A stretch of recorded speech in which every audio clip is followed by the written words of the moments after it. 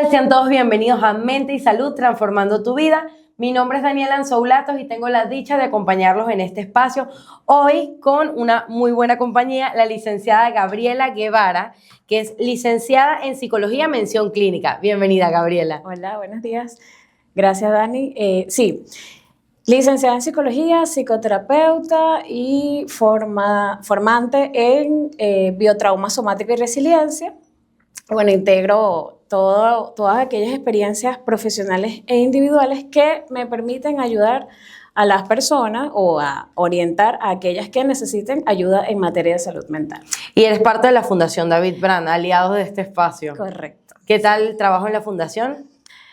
Siempre describo el trabajo en la Fundación David Brand como un trabajo loable porque trabajar en constante orientación en crisis psicológica es un trabajo bastante arduo, exigente, en lo que compete al profesionalismo de salud mental como psicóloga, así que es un trabajo denso. Claro, entiendo. Gaby, vamos a hablar el día de hoy de la reputación en las redes sociales. Esto es bien interesante. Vamos a hablar específicamente del lado oscuro que tienen las redes sociales, de la adicción que pueden generar las personas a ellas y de cómo la reputación de una persona se puede ver dañada por lo que se publica en las mismas redes. ¿Ok? A mí me gustaría conversar sobre el impacto que tienen actualmente las redes en la salud mental de las personas. ¿Crees que es grande, que es pequeño? ¿Qué tan grande es este impacto? Ok, fíjate que las redes sociales comienzan como una herramienta de comunicación cuando el Internet comienza con un auge innovador y con los años se ha convertido en un medio bastante dependiente en lo que implica las comunicaciones interpersonales. Entonces, se pone a las redes sociales como aquella necesidad en la que si no soy parte no pertenezco. ¿Okay? Entonces las redes sociales comienzan a jugar un papel de todo aquello que publico es eso que yo soy, es eso que me representa. Si yo soy parte, me identifico con una moda, con un aspecto cultural, social, entonces yo pertenezco a la sociedad y eso de alguna forma nos da identidad y estructura psicológica. Así que sí, ciertamente tiene un impacto importante en la vida de todas las personas. ¿Y crees que eso puede generar algún tipo de aprobación para el individuo? A lo mejor los likes, los comentarios, los compartidos que puede tener en sus publicaciones. Cuando tiene éxito a través de redes sociales, ¿crees que la persona puede sentir esa aprobación de los demás? Sí, mira, yo te voy a hablar aquí desde dos aspectos. Desde el aspecto de la adultez joven, ¿ok?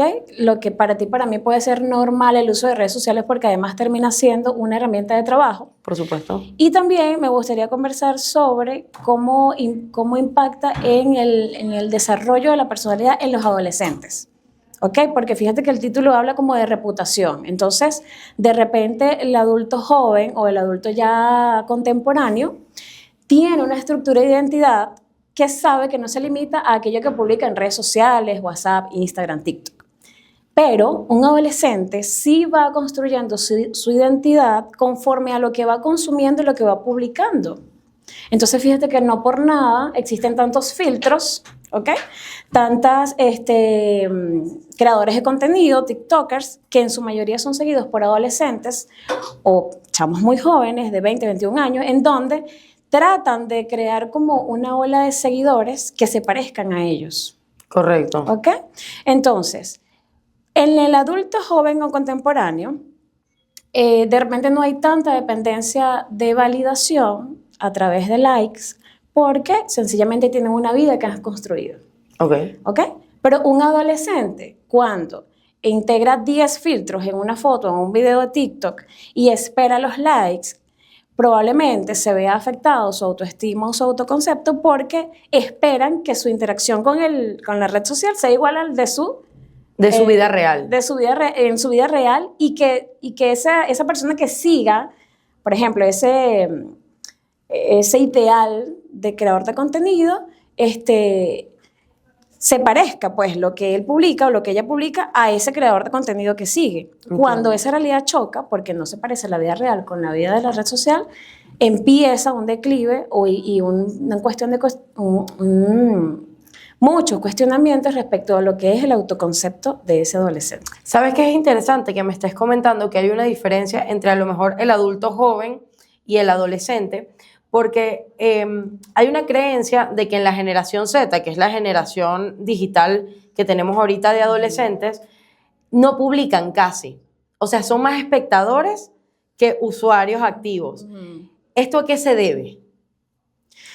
Bueno, fíjate que gracias por comentarlo, porque es interesante que viven la red social a través solo de las historias, que acaban en 24 horas, y muchas veces la foto de perfil ni siquiera son de ellos mismos, sino que es a veces un avatar. O no tienen foto de perfil. O no tienen foto de perfil, o incluso me pasa mucho que con mis consultantes adolescentes me dicen, no, es que yo me hablo con mi novio, con mi exnovio por Snapchat. Ok. Sí. O nos hablamos Eso a través se lleva. de los estados. Es súper cómico. O nos hablamos a través de los estados. Entonces yo le digo, ¿cómo hacen? No, yo configuro el estado y solamente se lo dedico a esa persona. Y me contestan por los estados. Okay. O por Snapchat, en donde se hablan hay como una sección de Snapchat, yo nunca he usado de Snapchat, en donde como que se desaparece la conversación también, tiene un tiempo de duración. Ok, entonces quizás no les gusta que quede una huella digital allí. Que quede una huella digital. Entonces, aquí, Dani, fíjate que es interesante porque estamos hablando de una generación específica. Una generación que ha aprendido a comunicarse diferente. ¿Ok? Entonces, esto puede explicar un poco de por qué la interacción es como bastante selectiva, exclusiva. De hecho, muchos tienen privado el TikTok o el Snapchat porque solamente aceptan entre sus pares, entre su grupo, los que sean de su misma edad. Correcto. Y tienen un lenguaje de comunicación completamente diferente. Es preocupante un poco, pero vamos a hablar de eso más adelante. Okay. ¿Tiene alguna, tiene relación la ansiedad que pueden sufrir jóvenes, adultos jóvenes o adolescentes con las redes sociales? O sea, ¿se puede desarrollar una ansiedad o a lo mejor una inconformidad o incluso una depresión por el uso de redes sociales? Ok. A veces podemos llegar a consumir un exceso de redes sociales porque ya tenemos ansiedad. Ok. Y a veces podemos generar ansiedad a partir del consumo excesivo. Fíjate que son como dos consecuencias similares, pero con inicio diferente. Sí podemos llegar a generar ansiedad si yo paso 4 horas al día consumiendo y scrolleando redes sociales. ¿Por qué? Porque las redes sociales están diseñadas y cada vez están más actualizadas para darnos esos pequeños shocks de energía, dopamina. De dopamina, que no es más que el placer inmediato. ¿Ok? Estaba viendo que se hizo un experimento, uno de los empresarios más influyentes en Apple, que en el aniversario agarró su iPhone y lo puso 2 semanas en una caja y se olvidó. Entonces, mientras tanto, le aplicaron un examen neurológico y determinaron que durante esas 2 semanas el cerebro se había, entre comillas, limpiado, había bajado sus niveles de ansiedad porque había disminuido el consumo de redes sociales, de contenido. En esas 2 semanas que hizo este señor, bueno, estuvo usando un celular normal de tapita en donde solamente texteaba y llamaba. Una de las conclusiones de este estudio es que bastan 3 días de depuración de redes sociales o de teléfono para que el cerebro, vuelva a un estado normal de funcionamiento. ¿Qué nos dice esto también? Que si yo uso mi teléfono en la mañana apenas despierto o paso scrolleando en la noche porque es el único ratico que tengo para ver antes de dormir, esa estimulación neuronal termina generando una alteración que la persona, sin darse cuenta y con el cúmulo de tiempo, va a terminar en alteraciones del estado normal, armónico de lo que es estar en una vida cotidiana con sus niveles de estrés. Entonces sí puede generar estrés. El uso excesivo, no es que no se va a usar, pero de repente sí, como estar pendiente cuántas horas dejo en el teléfono. Y con respecto a eso que me comentas, por ejemplo, de la sobreestimulación, hablamos de la ansiedad, también se puede generar a lo mejor un problema de sueño, insomnio. El insomnio puede tener muchas vertientes, ¿ok? Digamos que el uso del teléfono puede ser apenas un factor que intensifica un problema que ya está de base, porque puede haber factores orgánicos, factores sociales, factores de salud que puede generar insomnio y que el uso del teléfono va a terminar detonando un problema que ya estaba desde antes. Lo que te decía igual con lo de la ansiedad. Lo incrementa. La ansiedad puede hacerme no tener más opción que scrollear, pero no significa que necesariamente scrollear es lo que me va a detonar una patología de ansiedad, ¿ok? Porque fíjate que es interesante diferenciar patologías mentales en donde la ansiedad prevalece o características de ansiedad que son propias porque además tenemos un contexto social y cultural en donde la ansiedad es parte del día a día. Correcto. Correcto. Ok, muchas personas viven comparándose en Internet, tanto adultos como adolescentes. Nadie está exento de esto. ¿Cómo afecta la percepción que tenemos de nosotros mismos el uso excesivo de las redes sociales y esa comparación que tenemos? Sí, se une un poco como a la respuesta que te decía inicialmente de que muchas veces buscamos en las redes sociales referentes. ¿Okay? Mi referente puede ser diferente al tuyo, igual que el referente de una chica de 15 o un chamo de 15 va a ser diferente al de repente tu novio, que su referente es X persona contemporánea a él. Claro. Cuando nuestro filtro ante la vida se reduce a un factor muy específico, en este caso como el teléfono, las redes sociales, mi referente va a estar puesto en aquello que se parezca a lo perfecto. Los seres humanos estamos llamados a ser seres sociales. La interdependencia es algo real, es decir, la bulla que tú hagas en tu apartamento probablemente afecte al vecino de abajo y la bulla que haga el vecino de arriba te va a afectar a ti. Entonces, pensar que vamos por la vida aislados y que nada tiene que ver con nada puede llegar a ser una distorsión que me va a sacar de la realidad. A esto a lo que voy es que si mi ventana ante el mundo es solamente el teléfono, yo voy a buscar mi referente en eso que se parezca a mí, pero siempre orientado a lo perfecto. Las redes sociales están diseñadas para que todo parezca utópico, maravilloso. Así que si yo baso mi autoconcepto en los mejores momentos de alguien. En los mejores momentos de alguien o de algún famoso, no. Claro. Va a terminar afectando seriamente mi salud mental. ¿Ok? Ok. ¿Por qué sentimos que nuestra vida no es suficiente después de consumir cierto contenido en redes sociales? Lo que estábamos comentando ahorita. A lo mejor tú ves la mejor vida de un famoso, de alguien con quien sientes afinidad. ¿Cómo podemos consumir este contenido de manera sana, diría yo? Este contenido que es aspiracional, que es de lifestyle, que a lo mejor puede tener relación con lo que haces tú en tu día a día. ¿Cómo se llama esto? Cuando las redes sociales clasifican según lo que tú consumes. Segmentación. Y el algoritmo. El algoritmo. Okay. El algoritmo se construye también. Claro. ¿Ok? Si yo detecto, porque a mí me ha pasado, o sea, yo he tenido periodos en donde de repente el ocio es parte de mi vida y cuando me vengo a dar cuenta tengo 4 horas de consumo diario. Si yo soy capaz de darme cuenta de que se me está yendo parte de energía allí, yo puedo comenzar a limpiar incluso el contenido que consumo. Claro. Entonces se hace necesario silenciar algunas cuentas, se hace necesario decir, esto no me interesa, porque además Instagram te ofrece la opción de decir, no me muestra más de esto, no me muestra este contenido porque no me sirve.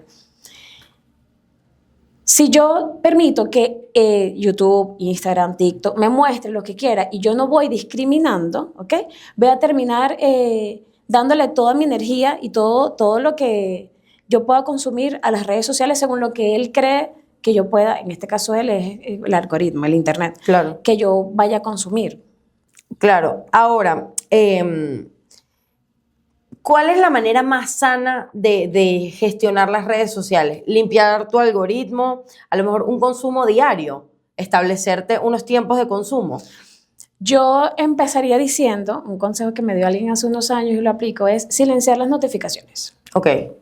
Comenzar por desactivar las notificaciones de aquellas redes sociales donde más te lo envíen. El teléfono nos ofrece la oportunidad de desactivar notificaciones incluso hasta de WhatsApp.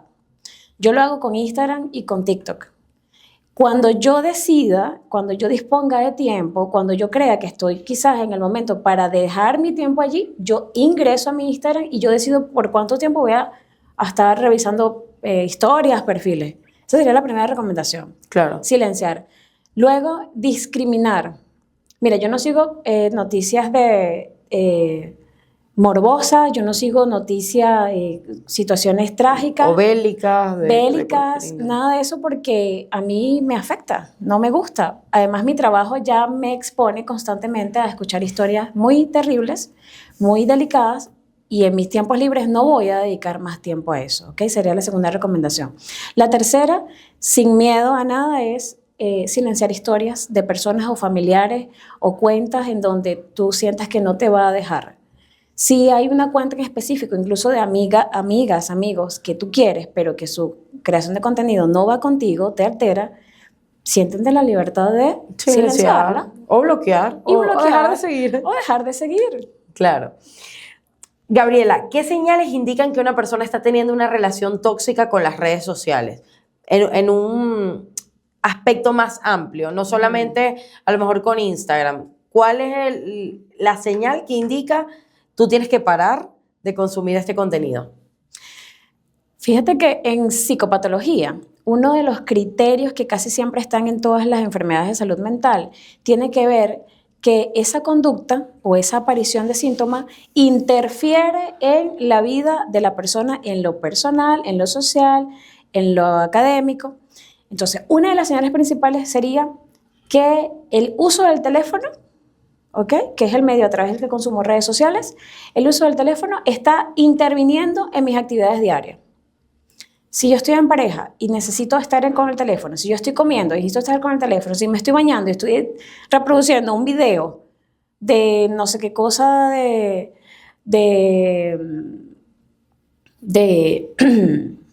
un tutorial, ¿ok? Entonces, allí hay algo que revisar, pero la señal principal número 2 sería que un tercero se dé cuenta. Okay. Porque casi siempre el que lo consume a exceso no se está dando cuenta que hay un consumo patológico del celular. Claro, te puede decir tu mamá, mira, suelta ese teléfono o cualquier cosa. Y tú puedes caer en cuenta después de que te lo dijo 500 millones de veces, porque la 499 todavía no estabas escuchando porque estabas en el teléfono. Claro. Ok. Porque hay personas que se vuelven completamente distintas desde una pantalla. Hablábamos de la generación de adolescentes hoy en día. Hay personas que pues postean muchísimo de su vida, pero de sus buenos momentos, de sus malos momentos, algo más natural, más orgánico, y hay personas que se vuelven una persona completamente diferente. Un personaje para redes sociales. ¿Por qué sucede esto? Muchas veces es un mecanismo de escape. Okay. Es decir, yo no puedo con la realidad de mi vida, yo no sé lidiar con mi propia vida, yo no sé lidiar con mis problemas, así que me voy a crear un alter ego, un personaje con el que a mí me guste, con el que yo crea que yo puedo. Entonces voy a vivir mi vida a través de una pantalla, generando engaño. Ojo, esto yo no quiero decir que con esto quien crea historias, quien comparte su vida, está viviendo un engaño, no. Pero si toda mi vida, si yo me tengo que salir de mi realidad para vivir una realidad alterna a través de redes sociales, entonces estamos hablando de que se está saliendo de control el uso normal, sano, entre comillas, del teléfono, ¿vale? Entonces, a veces yo necesito crear esa realidad alterna porque no puedo lidiar con el sufrimiento que me genera tener una vida real, con problemas reales. Así que nada, voy a crear este personaje en donde sí recibo likes, en donde recibo comentarios, en donde recibo validación muchas veces, porque estoy creando un contenido que yo sé que el otro me va a validar, que yo sé que el otro me va a consumir sin cuestionarme tanto. Entiendo. Y permíteme como añadir como la contraparte de eso. Okay. No sé si te has dado cuenta que existen muchos creadores de contenido que justamente se basan en crear contenido para generar el conflicto y el debate. Claro, ¿sí? Polémica, correcto.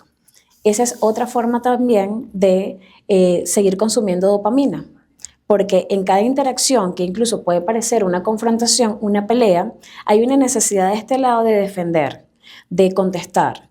Entonces también hay un shock dopaminérgico en el interín de hacer uso indiscriminado de una red social en general.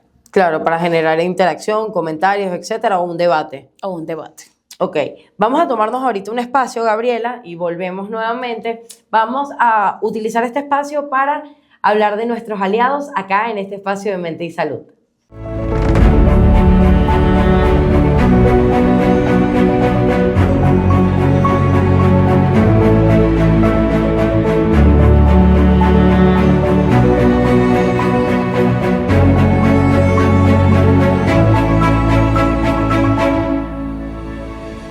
Y terminamos ese espacio con nuestros aliados acá en Mente y Salud y continuamos con esta entrevista con Gabriela. Gabriela, estábamos conversando sobre las redes sociales. Ahorita nos vamos a adentrar un poco en el lado oscuro que tienen, en el daño que le podemos hacer a las personas a través de la pantalla, a través de un comentario, a través de alguna, lo que se conoce como funa hoy en día, como cancelación. ¿Qué tan peligroso puede ser publicar desde la rabia, desde la impulsividad o desde emociones intensas? Puede ser un comentario o puede ser una publicación como tal. Bueno, fíjate que aquí volvemos otra vez a la mirada amplia que implica la salud mental y es reducir el hecho de que alguien dé respuestas impulsivas, que es culpa del teléfono en las redes sociales, puede hacer que saquemos de contexto muchas cosas. La impulsividad, la rabia, que es una emoción básica, es parte de los procesos humanos. La impulsividad ya apunta a que la persona no cuenta con una tolerancia de frustración normal y adecuada para afrontar los inconvenientes de la vida. Si la impulsividad me domina, en red social me va a dominar en todas mis demás áreas de vida. Entonces, puedo golpear, puedo ofender, puedo dañar sin querer o queriendo, porque no puedo tolerar algo que va en contra de lo que yo creo. En redes sociales, publicar o comentar desde la rabia puede a veces ser un mecanismo de escape para regularme, porque siento algo que no puedo controlar, entonces voy a insultar. Pasa mucho de que se viraliza un video de algo que pasó. Vamos a suponer la señora Mildred de los mangos. Ok. ¿Y qué pasó? ¿Ah? Ajá. Ok. Ah. Entonces, muchos lo tomaron por el chiste, la risa, se duplica el video. Fino, todo el mundo como que habla en el mismo lenguaje del chiste. Pero nunca faltan esos comentarios que dicen, bueno, es que seguro tal cosa, bueno, pero qué marginal, bueno, pero qué le pasa, pero entonces uno a veces está leyendo los comentarios y dice, pero ¿cómo esta persona va a hacer estos comentarios? Claro. ¿Cómo alguien va a atrever a darse una opinión de algo que desconoce? A veces cuando son noticias como delicadas, muertes inesperadas, muertes trágicas, nunca falta ese comentario que pareciera que ignorara toda la realidad. Vamos a tomar esos comentarios como ejemplo de comentarios o reacciones impulsivas o reactivas que se hacen a través de las redes sociales. Muchas veces pueden estar asociados a patologías de salud mental, distorsiones cognitivas, y otras veces es que no existe ese filtro natural, normal, ciudadano, civil, que me permita vivir en una sociedad, incluida la red social, en donde yo pueda respetar la opinión que va en contra de mí. Porque no todo el mundo va a comulgar como yo, porque todo el mundo no va a tener los mismos intereses. Y es interesante que comentes esto porque realmente estos comentarios se ven netamente en redes sociales, porque por supuesto que una persona no va a venir a insultarte directamente a la cara a menos de que le hagas algo, pero así sin contexto es muy extraño que una persona vaya a tener esa conducta negativa hacia ti. ¿Por qué en redes sociales pasa? A lo mejor es por ese anonimato que da el perfil.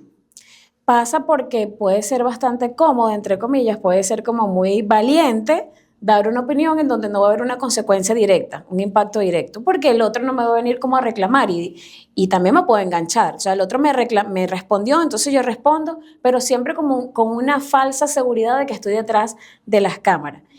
También me preguntabas qué pasa si se publica desde la impulsividad. Entonces aquí me gustaría como proponer un ejemplo, un escenario de montar estados, historias, publicaciones basadas en la impulsividad o en esta necesidad de venganza o de reacción. Yo lo podría reducir con mucha responsabilidad, lo que voy a decir, a una cierta inmadurez emocional. Es decir, Si yo ya tengo una edad que sobrepasa 25 años, es un adulto que razona y Con el trabaja lóbulo frontal. con el lóbulo frontal en vías de maduración, Correcto. yo tengo que tener cierta responsabilidad para saber que esa publicación tiene una consecuencia. Llámese una punta de WhatsApp, llámese una historia indirecta en Instagram.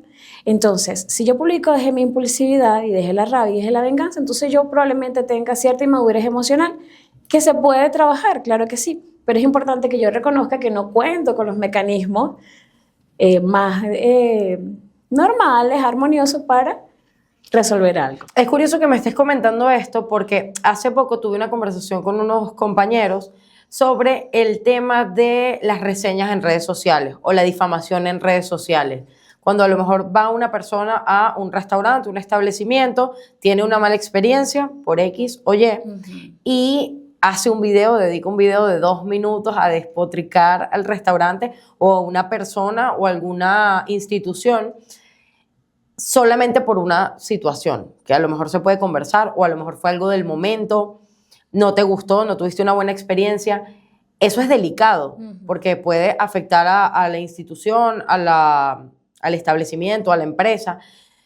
¿Qué pasa en estos casos? Porque una persona toma eso por la misma, la misma inmadurez emocional, podría decirse. Siempre, bueno, es importante como otra vez mirar el contexto, porque ¿quién hace la publicación? Porque si quien hace la publicación es alguien de reputación, fíjate que apuntamos al título de la entrevista, ¿no? Sobre la reputación en redes sociales. Si quien hace la reseña es alguien de reputación, entonces se va a tomar como válido, se va a tomar como correcto. Pero si es cualquiera, si es cualquier persona que consumió y hace un video para desprestigiar el negocio, entonces puede que tenga validez o puede que no. Puede ser que incluso tenga más receptividad que el que tiene reputación, porque ese ciudadano cualquiera se parece más a la mayoría. ¿Quién es la mayoría? Pues los demás, los que consumimos en ese restaurante. Pasa algo interesante. En redes sociales, voy a usar otra vez la palabra, el morbo llama al morbo. Si yo hago un video para desprestigiar e incita y provoca, yo voy a generar un llamado a la masa que va a pensar igual. Y puede que genere un nivel de impacto negativo para dañar a ese restaurante, como lo dices tú, que posiblemente haga su trabajo honesto, pero va a generar un impacto porque yo generé una ola de comentarios que se parecen al mío. Una matriz de opinión. Una matriz de opinión, una masa crítica desde el punto de vista bastante negativo. Ok, entonces los creadores de contenido o los influencers tienen una responsabilidad a lo mejor mayor que cualquier usuario en Internet. Sí, exactamente, tienen una responsabilidad. ¿Por qué? Porque van a tener más seguidores de lo que una persona común que se atreva a comentar. Okay.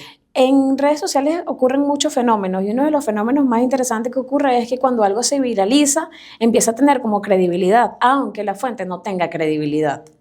¿Ok? Entonces, otra vez vuelvo al ejemplo de la señora Mildred de los Mangos. Un video bastante cotidiano, bastante común, que generó un impacto de risa, pero termina generando un impacto que ya la señora ahorita vi que hizo una publicidad. ¿Ok? Entonces, ese fenómeno pasa mucho en redes sociales, desde lo negativo a veces para ayudar y a veces desde lo negativo para destruir. Por eso es que la salud mental termina siendo siempre al final del día un tema importante de rescatar, porque si mi salud mental está deteriorada y yo tengo en mis manos el poder de opinar, decir, crear o destruir, yo voy a generar una masa, yo voy a generar un impacto que después termina siendo todo un caos, porque terminamos viendo el mundo a través de un teléfono. Y la verdad es que la vida exige presencia, exige vínculos, relaciones, atender problemas, bañar al perro, sacar la basura, o sea, lo cotidiano de la vida, que no todo es, bueno, voy a grabar esto. ¿Sí? Comprendo. Cuando hay algo que se llama la huella digital, que es ese contenido que hemos ido generando desde que somos usuarios en el Internet. Esos tweets viejos, ese Facebook del 2004 y ese tipo de cosas. Hoy en día, un comentario viejo que alguien realizó puede generar una repercusión en la reputación de una persona. ¿Es verdad que el Internet no olvida? Es verdad que el Internet no olvida porque queda siempre. Okay. Queda siempre. pueden hacerse cosas para mitigar a veces el impacto negativo. Esto me hace recordar que hace unos años, en un país creo que europeo, una chica que muere de forma violenta y su agresor se encargó de crear como contenido, imágenes, videos y las difundió como para hacer además el acto violento algo todavía peor.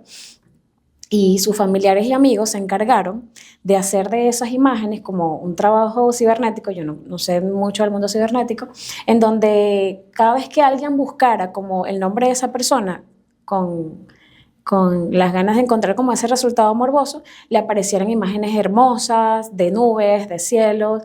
Entonces hubo un trabajón de parte de estos seres queridos hacia esta mujer que muere para de alguna forma mitigar o cubrir este hecho violento. Sin embargo, más allá de las redes sociales, Internet en general, sí guarda una memoria de todo aquello que se sube, así sea un contenido de 24 horas, ¿ok?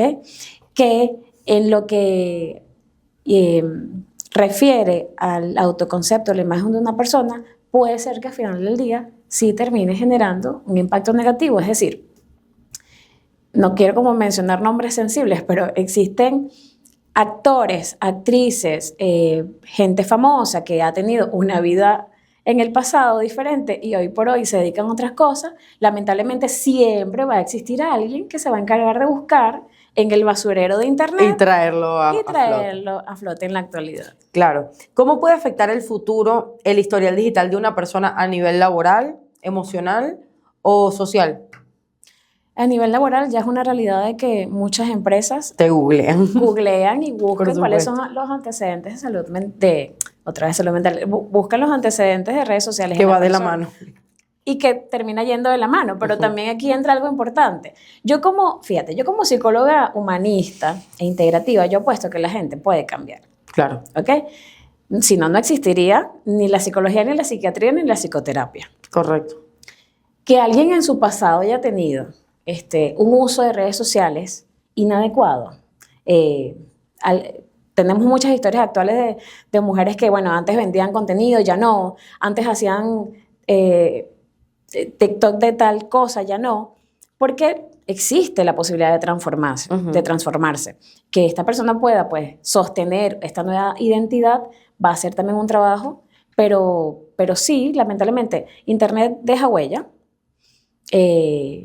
A veces tomamos la identidad o el valor de alguien por esa huella, que a veces es el pasado, que no tiene por qué estar relacionado con sus conductas hoy por hoy. Correcto, o tener como resultado que, bueno, esta persona vale por lo que fue en el pasado, ¿no? Y por lo que es en el presente, ¿qué? ¿Dónde dejas eso? Correcto.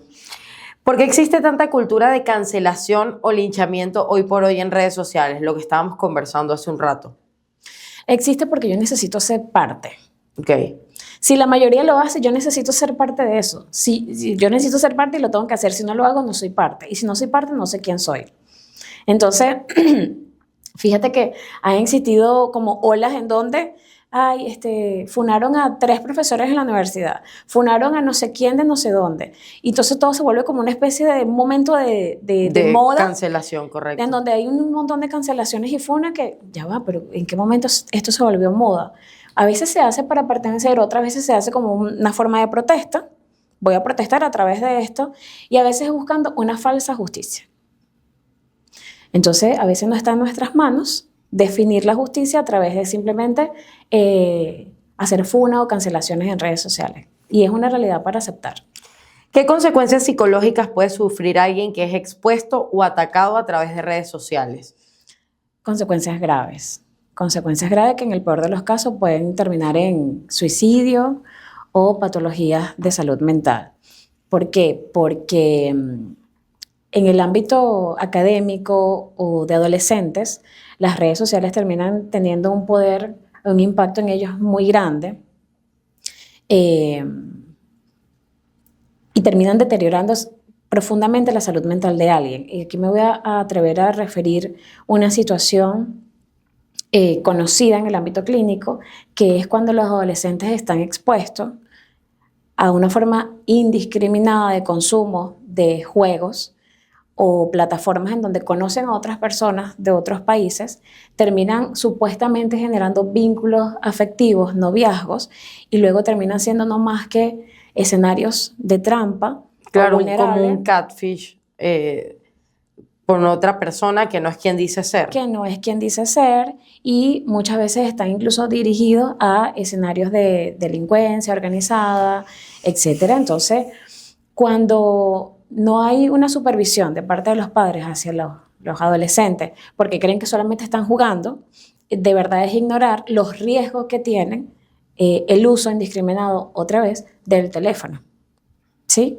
Entonces sí, es bastante grave porque termina deteriorando la salud mental. Entonces ese niño o ese adolescente que no sabe discriminar qué es lo real detrás de un teléfono, va a confiar en todo. Tenemos muchos casos, muchos antecedentes de niñas, niños y adolescentes que terminan en situaciones muy vulnerables porque ese otro, que se llamaba ser fulano y tenía la misma edad supuestamente, socavó la salud mental y la identidad hasta llevarlo al terreno de lo peor, que como te decía al principio, en el peor de los casos, un acto suicida, una patología de salud mental, adicciones que se instalan, terminan impactando mucho en la psiquis de una ¿Qué persona. podríamos recomendarle a una persona que a lo mejor está pasando por un momento de funa en redes sociales o donde se está viendo su autoestima o su reputación mermada por las redes? Yo recomendaría en principio que tome distancia cognitiva, distancia física de esa fuente de estrés, porque es una fuente de estrés que no tiene esta persona control sobre eso. Esa sería la primera recomendación. La segunda es, en lo posible, consultar la red de apoyo. Si no existe la posibilidad de repente consultar a un psicólogo o un terapeuta, voy a consultar mi red de apoyo. Mi amiga, mi amigo, mi maestro, mi mamá, mi guía espiritual, mi sacerdote, en quien yo confíe, y plantearlo, porque uno de los riesgos de vivir la funa o que tu reputación esté en juego es que comienzas a dudar de ti mismo o de ti misma y lo vives desde la vergüenza. Te aíslas, piensas que tu vida se acabó, que no hay forma de reparar esto y terminas otra vez en un estado de aislamiento y vergüenza, incluso a veces hasta depresión o ansiedad, creyendo que nadie te puede ayudar.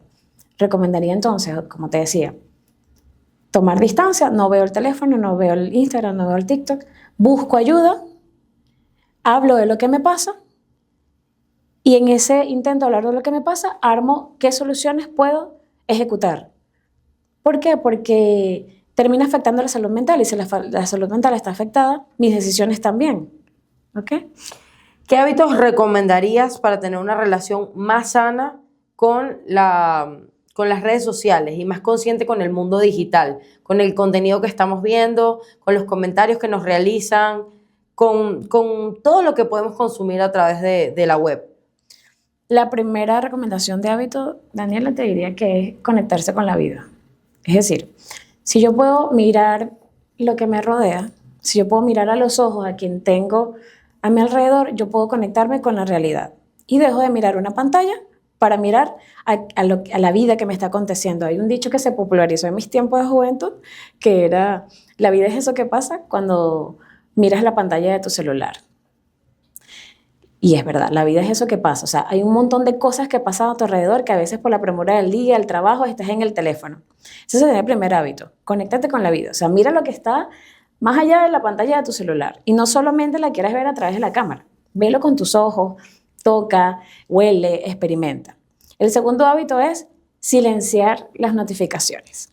Ok, lo que estábamos hablando Lo que estábamos anteriormente. hablando. Y tercero, establecer en lo posible horarios. Mira, no voy a ver el teléfono en la mañana apenas me despierte. A mí me cuesta mucho, porque estoy pendiente que sí de mi familia, de las situaciones que me exigen. Y en la noche, antes de dormir, en lo posible evitarlo. Esa sería la tercera recomendación. Evito ver el teléfono porque ya yo sé, y aquí es cuando la toma de conciencia tiene importancia, ya yo sé que ver el teléfono antes de dormir me va a dejar sobreestimulada o me va a dejar sobreestimulado. Así que, bueno, media hora antes, una hora antes, 2 horas antes, reviso, hago lo que voy a revisar, publico lo que y lo dejo a un lado y establezco otro hábito antes de dormir.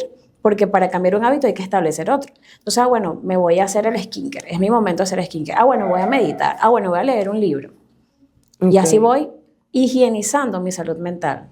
Ok, finalmente, ¿cómo podríamos proteger nuestra reputación en el mundo digital en una era en la que todo queda grabado? Para culminar con la entrevista. El ser humano tiene dimensiones de comunicación, dimensiones de compartirse. Lo público, lo íntimo y lo privado.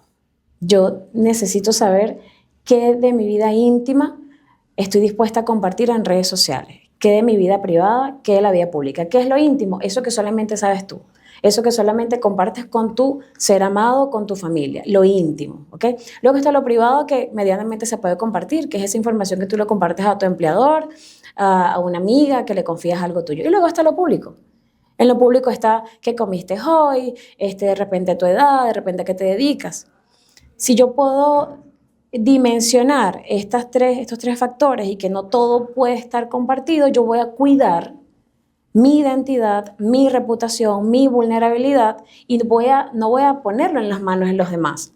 Si yo comparto mi vida íntima, yo estoy poniendo mi valor en la opinión del otro y mi reputación va a estar según lo que el otro opine y no de acuerdo a lo que yo piense de mí misma o de mí mismo. ¿Okay? Entonces mi reputación es saber de qué creo yo de mí. ¿Qué merece el mundo ver sobre mí? ¿Qué merece el mundo ver de mí? Que estoy dispuesta a tolerar que el otro opine o haga con mi información, porque mi reputación es mía, ¿ok? Tiene que ver con mi autoconcepto, con mi autoestima, ¿sí? Ok. Gabriela, muchísimas gracias por acompañarnos. ¿Hay algún número de contacto, tus redes sociales, en la que alguna persona que esté viendo este episodio y quiera contactarte pueda contactarte a través de eso? Sí, a través del Instagram Gaby Johanna con Y y 2 I, Gaby Johanna, Johana. Y allí también aparece mi número de teléfono y bueno, gracias a ti. Lo vamos a poner allí en la entrevista. Muchísimas gracias por acompañarnos. Fue un placer. Nos vemos en un nuevo episodio de Mente y Salud en una próxima oportunidad. Chao, chao.